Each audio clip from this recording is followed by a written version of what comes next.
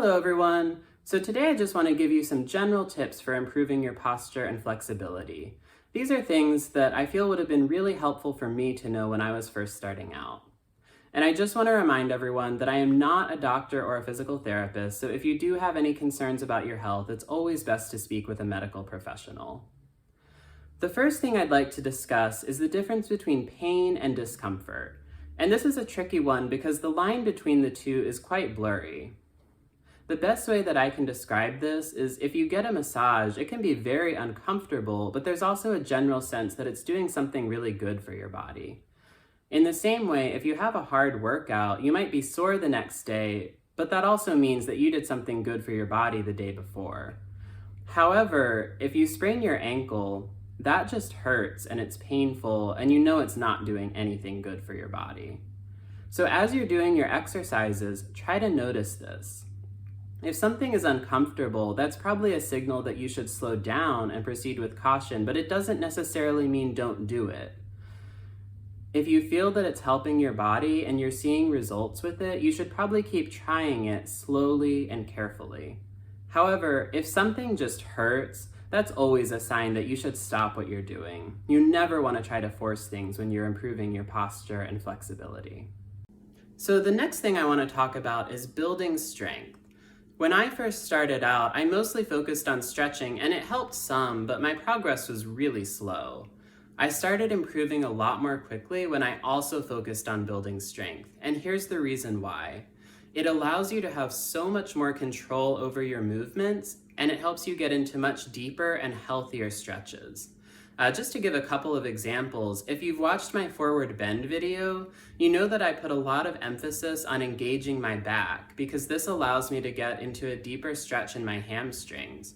Before I had built up that back strength, that pose was really difficult for me and I was not getting a good consistent stretch like I wanted to. Also, since I've been working on my upper back strength, just doing this gives me a pretty good stretch through my chest. Before, I was trying to get into all different positions to stretch out my chest, when really I just needed to build up the strength in order to do it. So the next thing I want to talk about is slow, mindful movement. Now this is important because as you slow down and tune in to all the different sensations you're feeling in your body, this can give you a lot of information about where your body's at and what you might need to do to improve it.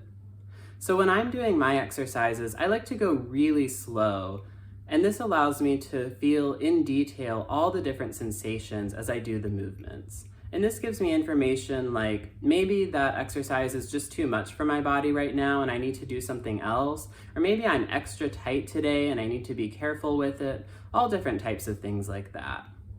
I also want to point out that I think it's best if you do the exercises without a distraction. A lot of people like to watch a TV show or listen to a podcast while they're doing their exercises, but you have limited attention, so if some of your attention is on the TV show or the podcast, then you're probably missing out on some important information. It's also okay if you don't know what the sensations mean. When I first started tuning into the sensations I was feeling, it felt like I was learning a new language without a dictionary. I just did not have a good sense of what a lot of the sensations meant. However, as I have done different exercises and experimented to see what works for me, I have built up a pretty good understanding of what all the different sensations are trying to tell me. Next, I'd like to talk about chronic pain caused by tightness and poor posture. And this actually comes from Bethany, the physical therapist who's helping me to develop these videos.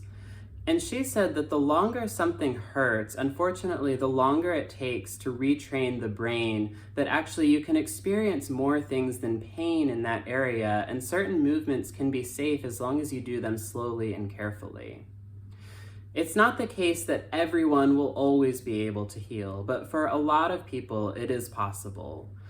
I know for me, I was in quite a bit of pain just because my whole body had sort of collapsed. I was very tight and hunched over. And as I have done slow and careful exercise, mindfully felt the sensations without resisting them, slowly I have been able to get out of pain. And right now I have at most some minor discomfort some of the time. So my experience definitely matches what Bethany said about how this works. Finally, I just want to give a couple of book recommendations that have been really helpful for me on my journey. The first one is Yoga, Mind, Body, and Spirit by Donna Farhi. And I love this book because she has a lot of great pictures and diagrams that show you how to do the exercises and also how not to do the exercises. She also talks a bit about the different sensations you might feel while doing the exercises. Next is the breathing book, also by Donna Farhi. And this book is great because breathing is just so important for good health, for posture, and for feeling good in your body. And she talks about the different ways your breathing can become distorted and how you can go about improving it. All right, well, those are my tips for improving posture and flexibility. Thanks so much for watching, and if you found this helpful, don't forget to subscribe.